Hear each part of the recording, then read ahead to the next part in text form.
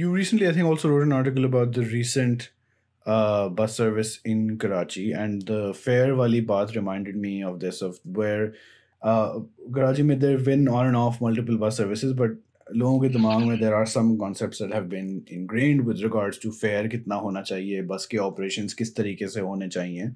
There's a conductor, you're stopping at every 10 meters, bus stops का चक्कर वगैरह वगैरह. Do you think this is all just like teething pains sort of concept? It's like a change that people just need to get used to, or do you think this is like something that immediately needs addressing, वरना ये भी सब खराब हो जाएगा? I don't think ये लोगों का मसला है. I think operator का issue था और है whatever. And हम काफी अरसे से जो बस जिस तरह से बसेस चल रही थी कि you need a conductor and a driver. Yeah. Because आपका बस stop नहीं था and you didn't have off-board fare collection या on-board automatic fare collection. कि आपने बस में घुसे, आपने कोई card tap किया या whatever. So, which is why you need a conductor. Otherwise, you don't need it. What do you need a conductor for? Right? In other cities, because ज़्यादातर transit agencies की जो सबसे बड़ी cost होती है वो people cost होती है. Because each bus needs 1 to 2 people, and then आपको अगर 24 घंटे सर्विस या 16 घंटे सर्विस चलानी है, there's 2 shift and so on, right? So they try to optimize for that people cost. And so fare collection को उन्होंने off board कर देते हैं या automatic करते हैं या ड्राइवर के सामने से गुजरते हुए हर कोई अपना कार्ड टैप करता है and so on, right? So there are ways to do this.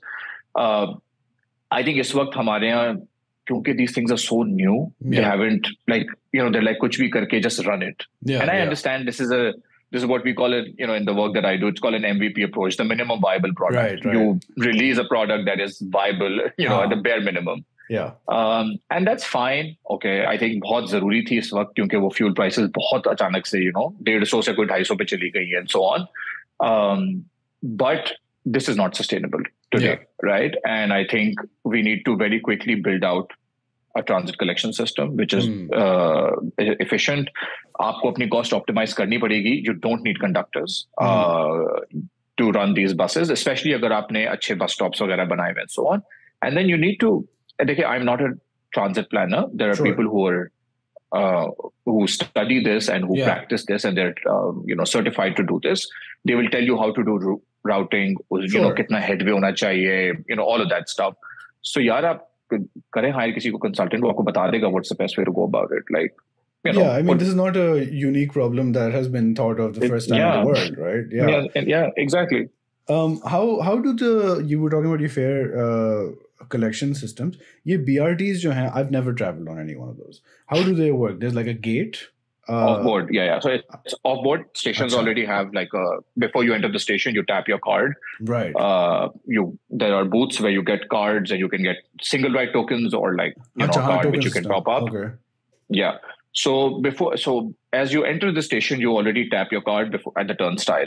So when the bus comes, you're all fare paid passengers, which is why you're quickly on board. So all gates open simultaneously. Everyone gets on. No one's checking for fare. The gates close. You move on. Right. This is the advantage of off-board fare collection. The other bus service in Karachi, that's the regular conductor method. Yeah. Okay. Yeah. Is it a variable fare? Yeah, is that like a flat fare? It was supposed to be flat fare. It was supposed to be variable fare, but शुरू में जब launch किया तो उन्हें flat fare रखा था 50. I think it should be flat fare. I don't think it should be variable fare. And I think that's because mostly the low-income folks travel longer distances and the higher-income folks travel shorter distances because they're closer to the center. Right. So they subsidize those who are further off. Sahi. You shouldn't penalize people who live further. Yeah. The average works out then. How is this new bus service working? I'm assuming this is a government initiative and not like private citizens controlling routes. How does this function? So the way it used to function throughout the 90s and early this century, the government defined routes. They gave you route permits. So you bought route permits and you ran your buses privately on this new lines. So the company that is formed is a private operator, but the government has selected that operator. And now I think what they will do differently is they will issue operational guidelines that you have to meet certain guidelines to be able to do it. Right. जो green line wali company hai, the one that runs it operationally is, I still think that's a state company. Like it's not a private organization, right?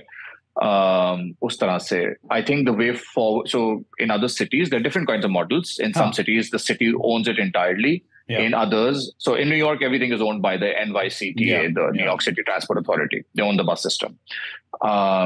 In London, there are private companies. So the government issues guidelines that the bus has to be this. This is how you will operate. This is, we'll track everything. There's good sort of oversight of the system.